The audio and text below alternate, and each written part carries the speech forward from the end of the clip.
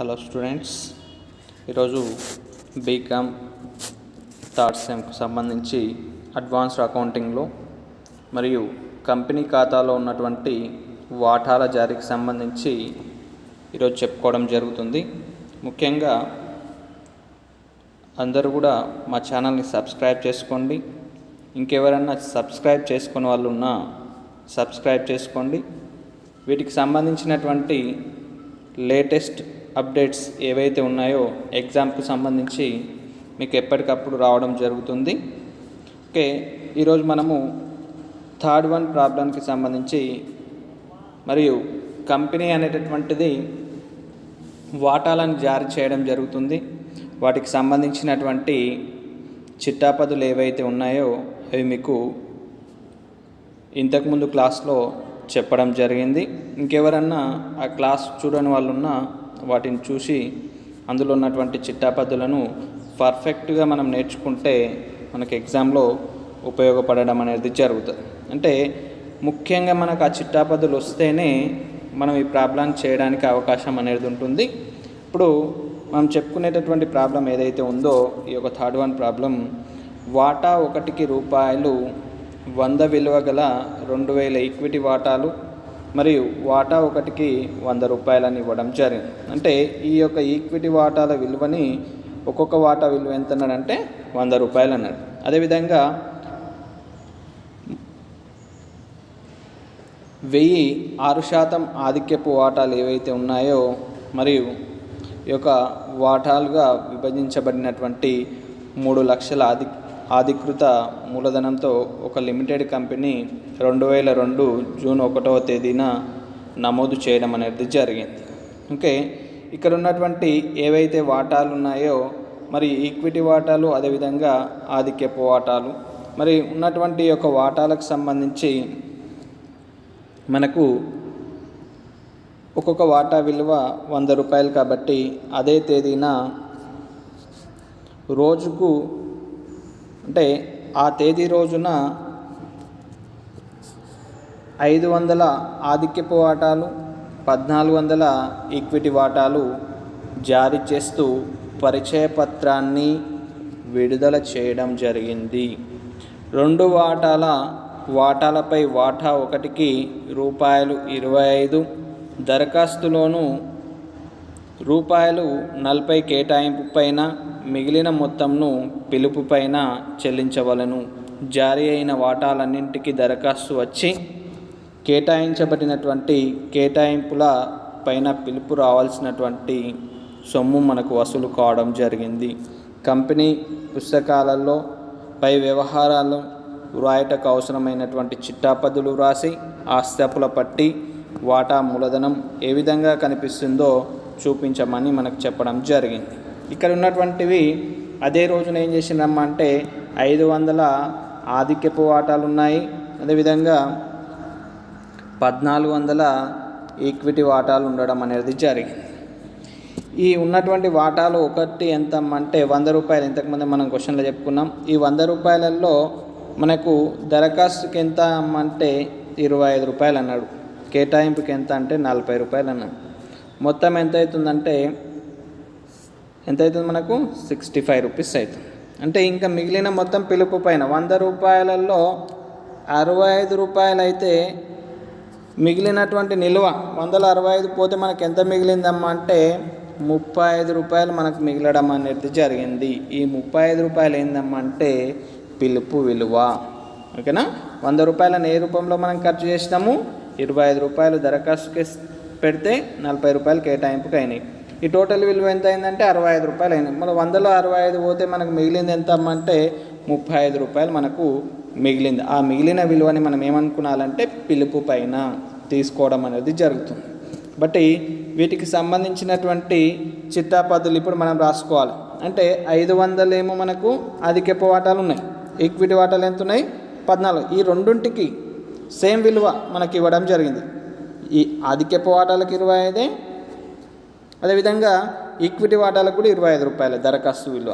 అదేవిధంగా కేటాయింపు పైన కూడా ఈ యొక్క 40 రూపాయల ఆధిక్యపు వాటాలు ఉంటాయి, రూపాయలు కూడా ఈక్విటీ వాటాలు. కేవలం మనకి ఇక్కడ ఏం విలువలు మారినాయమ్మా అంటే ఈ వాటా విలువ మాత్రమే మనకు మారడం జరిగింది. ఆధిక్యపు వాటాలు 500 ఉన్నాయి, ఈక్విటీ వాటాలు 1400 ఉన్నాయి. దరఖాస్తు విలువ ఈక్విటీ వాటకైనా ఆధిక్యపు వాటకైనా 25, కేటాయింపు విలువ ఈక్విటీ వాటకైనా ఆధిక్యపు వాటకైనా 40 రూపాయలే. మిగిలినటువంటి ఒక 35 రూపాయలు కూడా సేమ్ విలువ దేనికి ఉంటుందమ్మా అంటే ఈక్విటీ వాటాకు 35 తీసుకోవాలి, అధికపు వాటాలకు కూడా మనం 35 రూపాయలని మనం తీసుకోవడం అనేటటువంటిది జరగాలి.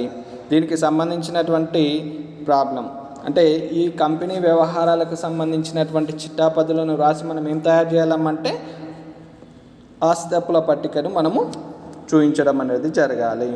దానికి సంబంధించినటువంటి చిట్టాపదులకు సంబంధించినటువంటి ఫార్మాట్ తెలుసు కదమ్మా మనకు.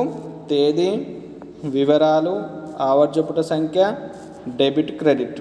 ఇక్కడ తేదీ, ఇక్కడ వివరాలు, ఇక్కడ ఆవర్జపుట సంఖ్య ఎల్ఎఫ్, ఓకే. ఇక్కడ డెబిట్, ఇది క్రెడిట్. ఇది మనకున్నటువంటి ఫార్మాట్ తెలుసు కదా. మనకున్నటువంటి ఫార్మాట్ ఏదైతే ఉందో ఈ యొక్క ఫార్మాట్ని ఆధారంగానే మనము చిట్టాపదులను రాసుకోవడం జరగాలి. ఇది తేదీ, ఇది వివరాలు, ఇది ఆవర్జపుట సంఖ్య. ఈ కాలాన్ని మనము డెబిట్ అంటున్నాం, ఈ కాలాన్ని మనము క్రెడిట్ అనడం అనేటటువంటి జరుగుతుంది. ఈ విధంగా మనం చిట్టాపదులను రాయడం జరగాలి. చిట్టాపదులకు సంబంధించినటువంటి ఫార్మాట్, ఈ ఫార్మాట్ని మనం ఫాలో కావాలి, ఓకేనా. కాబట్టి ఇక్కడ ఉన్నటువంటి చిట్టాపదులు ఏవైతే ఉన్నాయో ఈ చిట్టాపదులను అదే ఫార్మాట్లో మనము రాసుకోవడం జరగాలి. మీరు ముఖ్యంగా అదే ఫార్మాట్లో రాసుకోండి. ఇక చిట్టాపదులకు సంబంధించి మనకు ఫస్ట్ ఏందమంటే దరఖాస్తుకు మనకు వచ్చేటటువంటి చిట్టాపదులు ఈజీగా మనం గుర్తుపెట్టుకోవాలి. బ్యాంక్ ఖాతా డెబిట్ టు వాటా దరఖాస్తు ఖాతా అనేది ఉంటుంది. అది ఈక్విటీ వాటాలన్నా ఉండని ఆధిక్యపు వాటాలన్నా ఉండడం అనేటటువంటి జరుగుతుంది. కాబట్టి ఇక్కడ మనకు బ్యాంక్ ఖాతా డెబిట్ టు ఈక్విటీ వాటా దరఖాస్తు ఖాతా టు ఆధిక్యపు వాటా దరఖాస్తు ఖాతా. మరి ఈ 35,000 ఎట్లా వచ్చినాయి, ఈ 25,000 ఎట్లా వచ్చినాయి అనేది మనకున్నటువంటి డౌట్. కాబట్టి ఇక్కడ మనకు 1400 వాటాలు, ఒక్కొక్క వాటా విలువ ఎంత అంటే దరఖాస్తుకు సంబంధించి 25 రూపాయలు. 1400 ఇంటూ 25 చేస్తే మీకు 35,000 రావడం అనేది జరుగుతుంది. అదేవిధంగా ఇదేంది ఈక్విటీ వాటా విలువ ఈ విధంగా వస్తుంది. మరి ఆధిక్యపు వాటా విలువ ఎట్లా వస్తుందమ్మా అంటే మనకు ఆధిక్యపు వాటాలు ఎన్ని క్వశ్చన్లో 500 వాటాలు ఉన్నాయి. సేమ్ ధర ఎంత రూపాయలు, 25 రూపాయలు. 500 ఇంటూ 25 చేస్తే మనకు ఎంత వస్తుందమ్మా అంటే 12,000 రావడం అనేటటువంటిది జరుగుతుంది, ఓకే.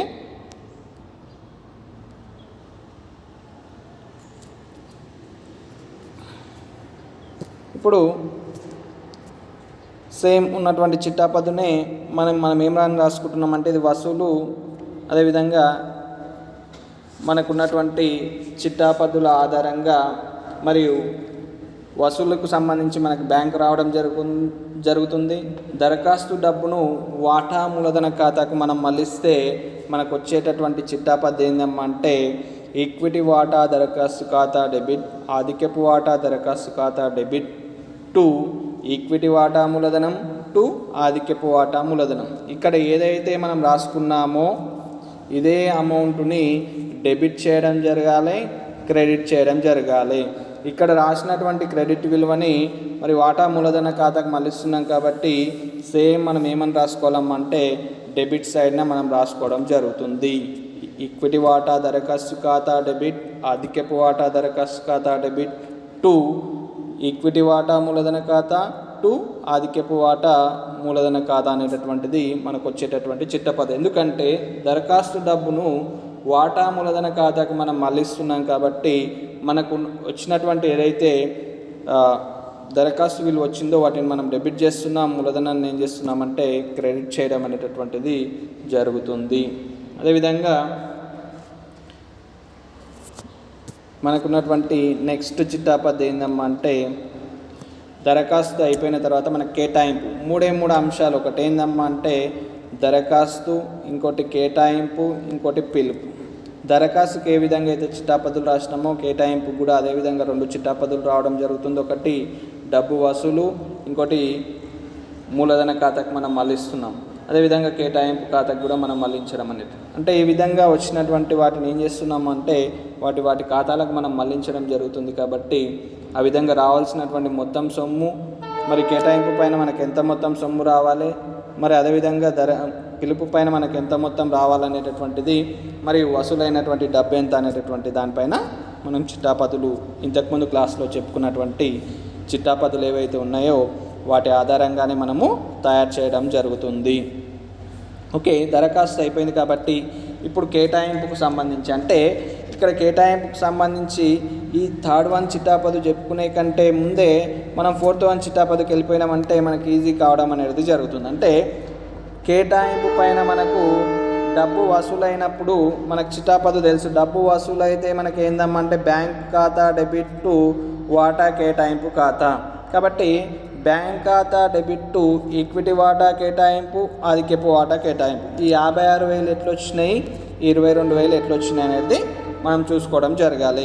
కేటాయింపు విలువ మనకి ఎంత ఇవ్వడం జరిగిందమ్మంటే 40 రూపాయలు ఇచ్చింది. మరియు ఈక్విటీ వాటాలు ఎన్ని ఉన్నాయి, మనకు 1400 ఉన్నాయి. 1400 ఇంటూ 40 రూపాయలు చేస్తే మనకి ఎంత వస్తుందంటే 56,000 రావడం జరుగుతుంది. 56,000ని మనం ఈ విధంగా రాసుకోవడం జరిగింది. అదేవిధంగా ఆధిక్యపు వాటాలు ఎన్ని ఉన్నాయంటే 500 ఆధిక్యపు వాటాలు ఉన్నాయి. వాటి యొక్క ధర ఎంత అమ్మంటే సేమ్ కేటాయింపు ధర ఎంత ఉంది, 40 రూపాయలు ఉంది. కాబట్టి 40 వేస్తే మనకి ఎంత వచ్చిందంటే 20,000 వచ్చింది. కాబట్టి ఆధిక్యపు వాటా కేటాయింపు ఖాతా టు ఆధిక్యపు వాటా కేటాయింపు ఖాతా 20,000 మనం రాసుకోవడం జరిగింది. ఇప్పుడు ఈ యొక్క 56,000 ఈ 56,000 20,000 యాడ్ చేస్తే మనకు 76,000 వస్తుంది. కాబట్టి డెబిట్ సైడ్న మనము 76,000 రాసుకుంటున్నాం. కాబట్టి చిట్టాపద్దు ఏంది, మనకు కేటాయింపుపై డబ్బు మనకు వసూలైంది. కాబట్టి బ్యాంక్ ఖాతా డెబిట్ టు ఈక్విటీ వాటా కేటాయింపు ఖాతా టు ఆధిక్యపు వాటా కేటాయింపు ఖాతా. ఇక్కడ ఏదైతే రాసినామో అదే చిట్టాపద్దుని మనం ఏం చేసుకుంటున్నామమ్మా అంటే ఈజీగా మనకు గుర్తించడం కోసము మనము ముఖ్యంగా ఇప్పుడు థర్డ్ చిట్టాపద్దులోకి వెళ్దాం. ఓకే, ఈక్విటీ వాటా కేటాయింపు అంటే ఇక్కడ రాసినటువంటి ఇది ఏదైతే ఉందో ఫోర్త్లో క్రెడిట్ సైడ్ ఉన్నటువంటి విలువలు. ఈక్విటీ వాటా కేటాయింపు ఖాతా డెబిట్ ఆధిక్యపు వాటా కేటాయింపు ఖాతా డెబిట్ టు ఈక్విటీ వాటా మూలధనం టు ఆధిక్యపు వాటా మూలధనం అనేది రాసుకోవడం జరగాలి. ఇది మనకు ఎందుకమ్మా అంటే కేటాయింపుపై రావాల్సినటువంటి మొత్తంకి సంబంధించి మనకు చిట్టాపద్దు. కాబట్టి మరియు ఈ చిట్టాపద్దులో ఇంతకుముందు మనం ఏ విధంగా క్యాల్కులేషన్ చేసినామో అదే అమౌంట్ని ఇక్కడ మనము డెబిట్ సైడ్ రాస్తున్నాం, అదే అమౌంట్ని మనం క్రెడిట్ సైడ్ రాయడం జరుగుతుంది. ఇది మనకు కేటాయింపు పైన వసూలైన సొమ్ము రావాల్సినటువంటి మొత్తానికి సంబంధించినటువంటి చిట్టాపద్దులు. ఇప్పుడు ఫిఫ్త్ చిట్టాపద్దుకు సంబంధించి కూడా సేమ్ యాజ్ ఇట్ ఈస్గా మనం సిక్స్త్ దానికి వెళ్ళిపోతే మనకేందమ్మా అంటే మొదటి పిలుపు డబ్బు వసూలుకు సంబంధించి మనకు వసూలైతే బ్యాంక్ ఎప్పుడు కూడా డెబిట్ ఉండడం అనేటటువంటి జరుగుతుంది. మరి మొదటి పిలుపుపై రావాల్సింది ఉన్నప్పుడు మూలధనాన్ని మనం ఏం చేస్తున్నామంటే క్రెడిట్ చేయడం అనేది జరుగుతుంది. ఇది మనం గుర్తుంచుకోవాల్సినటువంటి అంశం. కాబట్టి ఇక్కడ ఉన్నటువంటి చిట్టాపద్దు ఆధారంగా మనకు ఫస్ట్ మనకు డబ్బు వసూలు అవుతుంది. కాబట్టి బ్యాంక్ ఖాతా డెబిట్ టు ఈక్విటీ వాటా మొదటి పిలుపు అన్న రాసుకోవచ్చు, లేదా పిలుపు అని రాసుకున్నా కూడా ఏం కాదు. కాబట్టి ఈక్విటీ వాటా పిలుపు ఖాతా టు ఆధిక్యపు వాటా పిలుపు ఖాతా. ఈ విలువలు మనకు ఏ విధంగా రావడం జరిగిందమ్మంటే 100 రూపాయలలో ఇంతకుముందే మనం చెప్పుకున్నాం 25 రూపాయలు దరఖాస్తు పోతే 40 రూపాయలు కేటాయింపు పోతే మిగిలినటువంటిది ఎంత అమ్మంటే 35 రూపాయలు. కాబట్టి ఆ 35 రూపాయలు ఏం విలువ అమ్మ అంటే పిలుపు విలువ. కాబట్టి ఆ యొక్క పిలుపు విలువని ఈ విధంగా మనం లెక్కించాలి. ఇక్కడ ఉన్నటువంటి ఈక్విటీ వాటాలు ఎన్ని అమ్మ అంటే 1400. మనకు వచ్చినటువంటి ధర ఎంత అమ్మ అంటే 35 రూపాయలు. 1400 ఇంటూ 35 చేస్తే 49,000 మనకు రావడం జరుగుతుంది. అదేవిధంగా 500 ఆధిక్యపు వాటాలు ఇంటూ 35 రూపాయలు చేస్తే మనకు 17,500 రావడం జరుగుతుంది. ఇది ఆధిక్యపు వాటాలు. ఇంతకుముందు మనం చూపించినట్ల 1400 వాటాలు ఇంటూ 30 చేస్తే అది ఈక్విటీ వాటాల విలువ మనకు రావడం జరిగింది. ఇక్కడ ఏదైతే రాసుకున్నటువంటి క్రెడిట్ నిల్వని మనకు మొదటి పిలుపుపై రావాల్సిన మొత్తానికి మనం ఏం చేయాలంటే డెబిట్ చేసుకోవడం జరగాలి. అంటే ఫిఫ్త్ వన్ చిట్టాపద్దుకు మనము ఇక్కడ ఏదైతే విలువ రాసినామో దాన్ని డెబిట్ చేస్తున్నాం. ఈక్విటీ వాటా పిలుపు ఖాతా డెబిట్, ఆధిక్యపు వాటా పిలుపు ఖాతా డెబిట్ 2 మూలధనాలను మనం క్రెడిట్ చేస్తాం. 2 ఈక్విటీ వాటా మూలధన ఖాతా, 2 ఆధిక్యపు వాటా మూలధన ఖాతా. ఇక్కడ ఏదైతే 49,000 అదేవిధంగా 17,500 వచ్చిందో అదే విలువను డెబిట్ చేయడం జరగాలి, అదే విలువను మనము క్రెడిట్ చేయడం అనేటటువంటిది జరుగుతుంది. ఓకే, ఇది మనకున్నటువంటి చిట్టాపద్దులు. ఈ 6 చిట్టాపద్దులు మనకు వచ్చేటటువంటివి. అదేవిధంగా ఇప్పుడు ఏం చేయాలి? చిట్టాపద్దుల ఆధారంగా అంటే బ్యాంక్ ఖాతాను మనం తయారు చేయడం జరగాలి. మరి బ్యాంక్ ఖాతా ఏ విధంగా తయారు చేయాలమ్మంటే ముఖ్యంగా మనకు రాసినటువంటి ఈ యొక్క 6 చిట్టాపద్దులలో మనకి బ్యాంక్ ఎక్కడ సైడ్ కనబడుతుంది అనేది మనం చూసుకోవడం జరగాలి. బ్యాంక్ ఎట్ సైడ్ ఉందమ్మా? డెబిట్ సైడ్ ఉంది. కాబట్టి బ్యాంక్ ఖాతాలో బ్యాంక్ పేరు రాయం కాబట్టి దానికి ఆపోజిట్ ఏమున్నాయి మనకు? ఏముందమ్మా? బ్యాంకుకి ఆపోజిట్ 2 ఈక్విటీ వాటా దరఖాస్తు, 2 ఆధిక్యపు వాటా దరఖాస్తు. ఇది గుర్తుపెట్టుకోండి. ఓకే, మనకు ఫస్ట్ దాంట్లో బ్యాంకు కనబడడం జరిగింది. అదేవిధంగా 4th చిట్టాపద్దులో మళ్ళీ మనకు బ్యాంక్ కనబడడం జరిగింది. ఏముంది మనకు? బ్యాంక్ ఖాతా డెబిటే ఉంది. ఇక్కడ కూడా వాటికి సంబంధించి బ్యాంక్ ఖాతాలో ఏమేమి రాయాలి? 2 ఈక్విటీ వాటా కేటాయింపు, 2 ఆధిక్యపు వాటా కేటాయింపు అని ఈ విలువలను మాత్రమే మనం రాసుకోవడం అనేటటువంటిది జరుగుతుంది. అదేవిధంగా మనకు 4th దాంట్లో ఉండడం జరిగింది. చివరిగా 6th అంటే ఈ పిలుపుకు సంబంధించి కూడా మనకు బ్యాంకు డెబిట్ ఉండడం జరిగింది. కాబట్టి బ్యాంక్ ఖాతాలో మనము డెబిట్ సైడ్ ఏమేమి రాసుకోవాలి? 2 ఈక్విటీ వాటా పిలుపు ఖాతా, 2 ఆధిక్యపు వాటా పిలుపు ఖాతా అని మనం రాసుకోవడం జరుగుతుంది. దీనికి సంబంధించి మనం బ్యాంక్ ఖాతా తయారు చేస్తాం. ఓకే, బ్యాంక్ ఖాతా తయారు చేసేటటువంటి విధానం మనకు తెలుసు కదా. పైన మనం ఏమని రాయాలి? బ్యాంక్ ఖాతా మరియు వివరాలు రూపాయలు అనేటటువంటిది మనకున్నటువంటి ఫార్మాట్. కాబట్టి ఇక్కడ మనం ముఖ్యంగా డెబిట్ క్రెడిట్ అనేటటువంటిది ఖచ్చితంగా మనం రాసుకోవడం అనేటటువంటిది జరగాలి.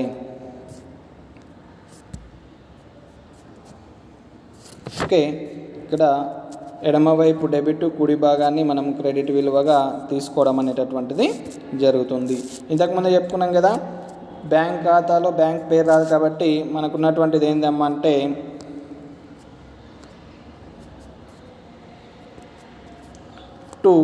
ఫస్ట్ చిట్టాపద్దు ఇంతకుముందు మనం చూసుకున్నాం కదా. బ్యాంక్ ఖాతా డెబిట్ 2 ఈక్విటీ వాటా దరఖాస్తు ఖాతా, 2 ఆధిక్యపు వాటా దరఖాస్తు ఖాతా. కాబట్టి బ్యాంక్ ఖాతాలో 2 ఈక్విటీ వాటా దరఖాస్తు, 2 ఆధిక్యపు వాటా దరఖాస్తు. దాని విలువ ఎంత అవుతుందో అంత విలువను రాసుకోవాలి. సేమ్ ఇంకోటి మనకి ఎక్కడ రావడం జరిగింది? 4th చిట్టాపద్దులో మనకు ఉండడం జరిగింది. కాబట్టి బ్యాంక్ ఖాతా డెబిట్ 2 వాటా కేటాయింపు ఖాతా, ఈక్విటీ వాటా కేటాయింపు ఖాతా, అదేవిధంగా ఆధిక్యపు వాటా కేటాయింపు ఖాతా. కాబట్టి వాటికి సంబంధించినటువంటి అమౌంట్ను కూడా మనం రాసుకోవడం జరిగింది. చివరిగా మనం ఏందమ్మా అంటే పిలుపు పైన సంబంధించినటువంటి విలువ ఉండడం జరిగింది. కాబట్టి ఆ పిలుపు విలువని కూడా మనం డెబిట్ సైడ్న బ్యాంక్ ఖాతా డెబిట్ 2 వాటా పిలుపు ఖాతా, ఈక్విటీ వాటా పిలుపు ఖాతా, ఆధిక్యపు వాటా పిలుపు ఖాతా. కాబట్టి అవి కూడా మనం డెబిట్ సైడ్ రాసుకోవడం జరిగింది. అంటే బ్యాంకు డెబిట్ ఉంది కాబట్టి మనం డెబిట్ సైడ్ రాసుకోవాలి, గుర్తుపెట్టుకోండి. ఒకవేళ బ్యాంకు క్రెడిట్ సైడ్ ఉండి ఈ విలువలు మనకు డెబిట్ ఉంటే ఈ విలువలను అన్నింటిని కూడా మనం ఎక్కడ సైడ్ రాసుకోవాలంటే క్రెడిట్ సైడ్ రాసుకోవడం జరుగుతుంది. గుర్తుపెట్టుకోవాలి. బ్యాంక్ ఎక్కడ సైడ్ అయితే చూపిస్తుందో అంటే బ్యాంకు ఖాతా అనేటటువంటిది ఎక్కడ సైడ్ చూపిస్తుందేమో మనకు ముఖ్యంగా డెబిట్ చూపిస్తుంది. కాబట్టి ఈ అంశాలు దానికి అపోజిట్ ఉన్నటువంటి అంశాలను మనము డెబిట్ సైడ్నే రాసుకోవాలి. కాబట్టి ఒకవేళ ఈ బ్యాంక్ ఇక్కడ సైడ్ క్రెడిట్ సైడ్ ఉండి ఈ విలువలు డెబిట్ సైడ్ వెళ్ళిపోతే మనం ఏమని రాస్తుంటే బ్యాంక్ క్రెడిట్ ఉంది కాబట్టి ఆ విలువలను మొత్తం కూడా మనం క్రెడిట్ సైడు రాసుకోవడం అనేటటువంటిది జరుగుతుంది. ఈ బ్యాంక్ ఖాతాలో వచ్చినటువంటి ఈ యొక్క మొత్తం విలువ ఏదైతే ఉందో ఈ టోటల్ వాల్యూని మనం యాడ్ చేస్తే మనకు 1,90,000 రావడం జరుగుతుంది. వచ్చినటువంటి ఈ యొక్క మొత్తం విలువని మనం బ్యాంక్ ఖాతాలో బై తేల్చిన నిల్వగా రాసుకోవడం జరగాలి. ఎంతైతే ఉందో అంత విలువని క్రెడిట్ సైడ్ మనం కేవలం ఏమని రాస్తున్నాము? తేల్చిన నిల్వనే రాసుకోవడం జరుగుతుంది. ఎంత? 1,90,000. ఇప్పుడు బ్యాంక్ ఖాతా ఆధారంగా అంటే బ్యాంక్ ఖాతా ఎందుకోసం తయారు చేస్తున్నామంటే బ్యాంక్ అనేటటువంటి ఆస్తి కాబట్టి ఎంతైతే మనకు ఆస్తి ఉందో ఈ వచ్చినటువంటి బ్యాంకు నిల్వనే మనం ఆస్తి అప్పుల పట్టికలో ఆస్తుల సైడ్ మనం బ్యాంక్ అని రాసుకోవడం జరుగుతుంది. తేల్చిన నిల్వ ఎంతైతే ఉందో ఆ తేల్చిన నిల్వని మనం ఆస్తి అప్పుల పట్టికలో ఆస్తుల సైడు బ్యాంకు నిల్వగా చూపించడం జరుగుతుంది. ఇప్పుడు ఆస్తి అప్పుల పట్టికకు సంబంధించి మనకేందమ్మా అంటే ముఖ్యంగా మనకు ఎన్ని వాటాలు ఉండడం జరిగింది అనేటటువంటివి చూసుకోవాలి. అంటే అధికృతమైనటువంటివి ఇక్కడ మనకు ఇచ్చినటువంటి వాటా ఒకటి 100 రూపాయల విలువ గల 2000 ఈక్విటీ వాటాలు ఉన్నాయి. వాటా ఒకటికి 100 రూపాయలు కలిగినటువంటి 1000 ఆధిక్యపు వాటాలుగా విభజించడం జరిగింది. ఈ మొత్తం వాటాల విలువ ఎంత అంటే 3 లక్షలు ఉండడం జరిగింది. అంటే 2000 వాటాలు ఇంటూ 100 చేస్తే మనకు 2 లక్షలు వస్తుంది. 1000 వాటాలు ఇంటూ 100 చేస్తే మనకు 1 lakh రావడం జరిగింది. అంటే 2 లక్షలు అంటే 2000 వాటాలు ఇంటూ 100 చేస్తే మనకు 2 lakhs వచ్చింది. అదేవిధంగా 1000 వాటాలు ఇంటూ 100 చేస్తే మనకు 1 లక్ష రూపాయలు వచ్చింది. ఇది అధికృతమైనటువంటి మూలధనంతో ఒక లిమిటెడ్ కంపెనీ 2002న జూన్ 1వ తేదీన నమోదు కావడం అనేది జరిగింది. అంటే అధికృతమైనటువంటి మూలధనం. ఈ మూలధనాలలో ఎలాంటి మార్పు అనేటటువంటిది ఉండదు. కాబట్టి డైరెక్ట్గా ఇచ్చినటువంటి ఏదైతే ప్రజలు ఈ ఉన్నటువంటి వాటాలు ఏవైతే ఈక్విటీ వాటాలు 2000లో కేవలం మనకు ప్రజలు ఎంత దరఖాస్తు చేసుకోవడం జరిగిందంటే 1400 వాటాలను. ఓకే, మరి ఆధిక్యపు వాటాలు 1000లో ఎంత దరఖాస్తు చేసుకున్నారంటే 500 వాటాలను మాత్రమే దరఖాస్తు చేసుకున్నారు. కాబట్టి ఇవి మాత్రమే మనం ఆస్తి పట్టికలో చూపించడం జరుగుతుంది. ఎంతైతే వాటాల జారీ ఉందో ఆ వాటాల జారీకి సంబంధించి ఇక్కడ ఇచ్చినటువంటిది మాత్రం ఇది అధికృతం కావడం జరుగుతుంది. కాబట్టి ఇది టోటల్ వాల్యూలోకి మనం తీసుకోవడం అనేటటువంటిది జరగదు. కాబట్టి ఇక్కడ మనం రాసుకునేటటువంటి ఆస్తి పట్టికలో మరియు ఆస్తి పట్టికలో అప్పులు రూపాయలు ఆస్తులు రూపాయలు అనేటటువంటి ఫార్మాట్. కాబట్టి అధికృత మూలధనం అంటే మనం ఇక్కడ క్లియర్గా మెన్షన్ చేయడం జరిగింది. ఓకే, 1000 ఆధిక్యపు వాటాలు వాటా ఒకటి 100 రూపాయలు. 1000 ఇంటూ 100 చేస్తే 1 lakh. 2000 ఈక్విటీ వాటాలు ఇంటూ వాటా ఒకటికి ఎంత 2 లక్షలు. టోటల్ ఎంత అయింది మనకు 3 lakhs. ఇది టోటల్ వాల్యూలోకి మనం ఆస్తి పట్టికలో తీసుకోవడం జరగాలి. జస్ట్ మనం ఏం చేయాలంటే అండర్లైన్ చేసుకోవడం జరగాలి. అధికృతంగా ఉండడం జరిగింది కాబట్టి దీన్ని మనం పరిగణలోకి తీసుకోం. జస్ట్ ఇట్లా మనం ఫార్మాట్లో ఖచ్చితంగా చూపించడం జరగాలి ఆస్తి పట్టికలో. కేవలం ప్రజలు ఎంతైతే వాటాలు జారీ చేయడం జరిగిందో ఆ జారీ చేసినటువంటి వాటాలకు ఎంతైతే కేటాయింపు చేయడం జరిగింది, దరఖాస్తు చేయడం జరిగింది, పిలుపు చేయడం జరిగింది కాబట్టి ఆ విలువను మాత్రమే మనం పరిగణలోకి తీసుకోవడం జరిగింది. అంటే వాటాల జారీ మూలధనానికి సంబంధించి 500 వాటాలు ప్రజలు ఏం చేసిందంటే దరఖాస్తు పెట్టుకోవడం జరిగింది. కాబట్టి 500 ఆధిక్యపు వాటాలు ఇంటూ ఒక్కొక్క వాటా విలువ ఎంత అంటే 100 రూపాయలు. కాబట్టి మనకు ఎంత వచ్చిందంటే 50,000 రావడం జరుగుతుంది. అదేవిధంగా 1400 ఈక్విటీ వాటాలు వాటా ఒకటికి 100 రూపాయలు. కాబట్టి 1,40,000 మనకు ఈక్విటీ వాటా విలువ రావడం జరుగుతుంది. కాబట్టి ఈ యొక్క 50,000 ప్లస్ 1,40,000 యాడ్ చేస్తే 1,90,000 మనకు అప్పుల సైడ్ రావడం జరుగుతుంది. ఈ టోటల్ విలువనే ఈ 2 విలువలను జారీ చేసినటువంటి వాటా విలువలను మాత్రమే మనం ఆస్తి పట్టికలోకి తీసుకోవడం అనేటటువంటిది జరుగుతుంది. అదేవిధంగా ఇంతకుముందు మనం బ్యాంక్ ఖాతా తయారు చేసినాం కదా, ఇక్కడ ఏదైతే తెలిసిన నిల్వ అయితే ఉందో ఆ యొక్క తెలిసిన నిల్వనే ఆస్తి పట్టికలో మనం బ్యాంకుగా రాసుకోవడం జరిగింది. ఎందుకంటే బ్యాంక్ ఖాతా తయారు చేసినాం కాబట్టి బ్యాంకు నిల్వ ఎంత తేల్చడం జరిగిందమ్మా అంటే 1,90,000 మనం తేల్చడం జరిగింది. కాబట్టి ఇప్పుడు ఏమైంది, ఈక్వల్ అయిపోయింది. అప్పుల విలువ 1,90,000, ఆస్తుల విలువ కూడా 1,90,000 మనకు ఉండడం జరిగింది. ఇది మనకి ఎగ్జామ్లో రావడానికి అవకాశం ఉంటుంది. కాబట్టి ముఖ్యంగా మనం ఏం చేయాలమ్మంటే చిట్టా పద్ధతులను పర్ఫెక్ట్గా నేర్చుకోవడం జరగాలి.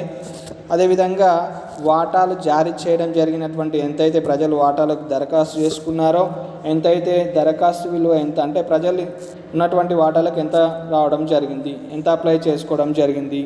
కాబట్టి అప్లై చేసుకున్న దాంట్లో ఎంత ఇష్యూ చేయడం జరిగింది అంటే జారీ చేసినటువంటి వాటాలు. కాబట్టి ఈ యొక్క ఒక్కొక్క వాటా విలువ ఎంత, ఆ వాటాలలో దరఖాస్తుకి ఎంత విలువ తీసుకోవడం జరిగింది, కేటాయింపు పైన ఎంత తీసుకోవడం జరిగింది, అదేవిధంగా పిలుపుల పైన ఎంత తీసుకోవడం జరిగింది, రిమైనింగ్ బ్యాలెన్స్ ఏమన్నా ఉందా లేదా అనేటటువంటిది మనం క్లియర్గా చూసుకోవడం అనేటటువంటిది జరగాలి. వీటికి సంబంధించినటువంటి క్లాసెస్ కూడా ఎప్పటికప్పుడు మీకు కావాలంటే అందరూ కూడా ఈ యొక్క యూట్యూబ్ ఛానల్ని సబ్స్క్రైబ్ చేసుకోవడం అనేటటువంటిది మర్చిపోకండి. ఇంకెవరైనా సబ్స్క్రైబ్ చేసుకున్న వాళ్ళు ఉంటే సబ్స్క్రైబ్ చేయండి, లైక్ చేయండి. Okay, thank you.